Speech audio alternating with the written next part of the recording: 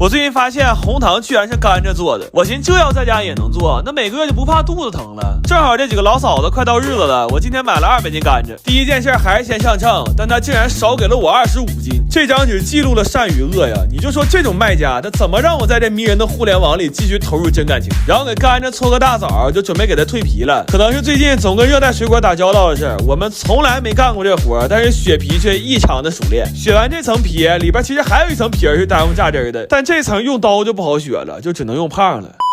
削了皮的甘蔗，先用锯给它拉断，然后用插菜板给它插成细蓉，这样等会儿好取汁儿。但是速度实在是太慢了，我们4个加起来1个小时就能插出40-50根。我一看这不行啊，这不又奔天亮去了吗？必须得用点科技手段了。然后我就点了个外卖，我又买了5个叉子，我看粗一点的能不能快点。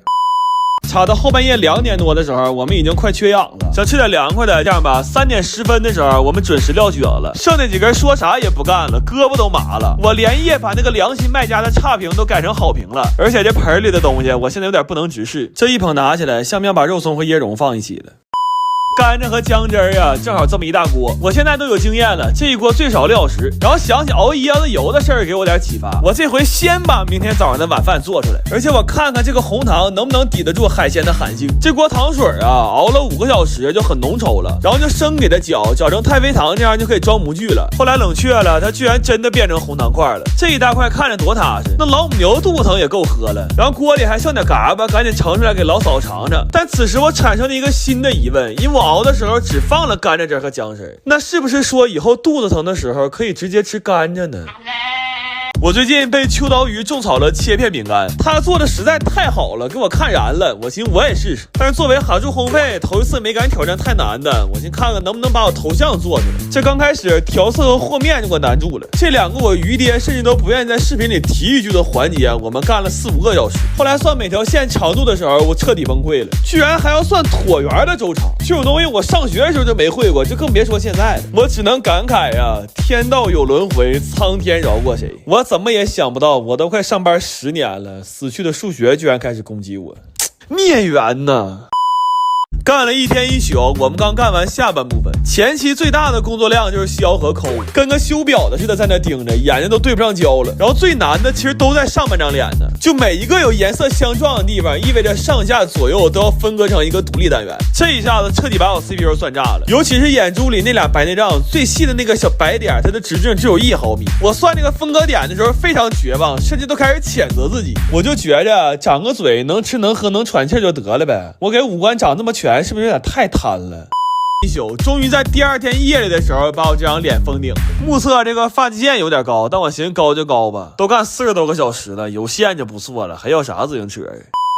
等到切的时候，我们实在太紧张了，感觉心都突突。但切开之后发现果然没什么惊喜，不能说是一模一样，但也可以说是毫不相干。虽然做之前的时候想过会翻车，但毕竟干了2天2夜，真翻了还是挺遗憾的。我现在的状态呀，就跟这饼干小人是一样的，头发也熬白了，小脸也蜡黄了，眼睛里都没有光了，甚至还噙着一点泪花。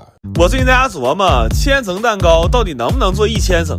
我找了个教程一顿神算，发现只要厨房举架够高，这事儿没啥难。但是当我干上之后，我发现我少算了一个变量，就是能力。我看那老师1分钟能烙好几张饼，但我们2分钟只能烙出3张饼。那么也就是说，不吃不喝不尿尿，光烙饼皮就得30个小时，要全做完就得50个小时不合眼。那还吃啥蛋糕啊？那不他妈直接吃席了吗？后来就决定干到明天早上新突突，看看到底能干出多少层。完干的着急，就决定不夹馅了。我们给榴莲都吃了，好家伙，第3天打嗝还反味呢。然后分了2个转台抹奶油，寻最后再合一起，这样能快点。他俩干的吧还像那么回事儿，但我俩干这个怎么看怎么跟小胖连线啊。这也就是自己家吃，这要出去卖去，别说给钱了，都能给我2个大逼斗。后来我俩实在不招人待见，就打奶油去了，打了1宿，越打越上头，早上胳膊都不一边粗了。当时直播间还有人计时呢，打1盒奶油大概3-4分钟，我弟都看懵了。他说别人打奶油用的都是大臂发力，咱家不是啊，咱家全靠2臂。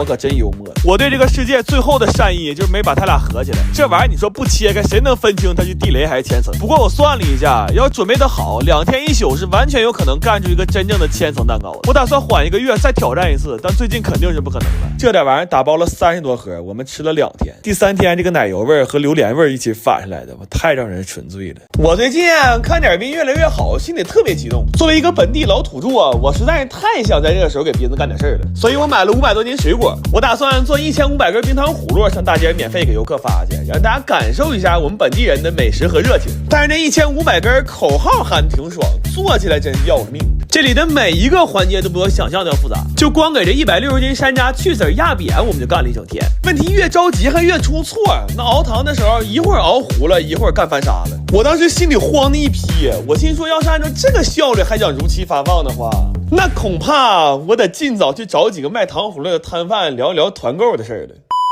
所以后来我们就开始尝试找朋友来帮忙，然后一听说是招待南方小金豆，大家都特别热情。最多的时候，我家这客厅里同时容纳了21个人，就恨不得走道都得横着走。而且人多了之后，这流水线也流畅了。就在这么一个40多平米的小客厅里，我们同时组建出了6个工作部门。但即便是在这么高效的工作架构之下，我们的节奏依然非常紧张。那天看直播都有印象吧？我们全程都没工夫说话了。后来就连上厕所都有时间限制了，你就说这强度它有多魔鬼吧。然后除了这些正常的糖葫芦，我还想做几个超长的给大家照相用，但这玩意儿做起来也贼费事。我们需要先用刀一点一点的把这架条削得足够细，才能往上穿水果。那老上当局穿的恨不得穿仨就得碎俩，就穿这么一串给我们小脸吃的是蜡黄。然后除了这些2米的糖葫芦，我还专门给大家做了一个能拍照的自行车。就准备完这些东西，我真是把家底都掏干净了。我当时有种什么感觉呢？就是我好像在那一刻和哈尔滨文旅共情了。最后盘点了一下，历时4天，我们一共做出来1726串，再多做1串我都容易嘎了。然后发的时候，考虑到几个景点间隔太远，我就弄了个小推车，我把这几个景点串成了一个路线，然后全程推着这小车给大家发。零下20多度的天里，我们走了9个半小时，给我冻得都想嘎肾了。但是看到大家拿到糖葫芦之后那种喜悦，我真特别满足。然后那天还有很多本地人自发来送暖贴和维持秩序，我当时就觉着今年要是从物理温度上来说，可能哈尔滨最冷的一年，但是从情感上来说的话，今年的哈尔滨呢，它实在是暖得发烫啊！来了就是自己人，欢迎你来哈尔滨！妈，整挺想哭。我前2天买了几个可可果，寻思要当520了，在家做点巧克力。这可可豆发酵可太费事了，不能冷着，不能热着，完了市场还得给它通风。我一天就给它换2次热水袋和热贴。我心说这哪是发酵可可豆啊，这不他妈伺候月子呢吗？这点东西一共发酵了18天，完一打开那味儿，差点没给我爷俩送走了。我当时都想给这点玩意儿扔了，但转念一想，毕竟干了18天了。咱说心里话，就我们这强度，驴的一生能有几个18天呢？给这碗豆烘干、炒香、扒皮，整完都半夜了。不过石磨一拿出来，我们又开始兴奋了。我寻思这点豆磨半小时肯定完事儿了，但是人生无常啊，石磨太凉了，那磨一磨就堵死了。完加热还怕它炸了，好在我留了个后手，我还买了个石臼。但我纯是脑瓜让驴踢了，我买这玩意儿太大了，8斤的棒槌拎都拎不动。完了，我们用现有设备组了一道流水线，但就这速度磨呀，别说520了，7夕能吃上都算是烧了高翔了。后来我们开了个闭门会，史称513会议。在会上我们认定井里走的河里走不了，就赶紧给那石磨加热了。你说我也纳闷，怎么这家做个巧克力还跟生死挂钩了呢？不过石磨加热之后再磨就很顺滑了，但怕磨凉，屋里一直保持35度以上。现在这一碗巧克力酱，这还说天亮之前能完事儿呢，等磨完了楼下做核酸都来了。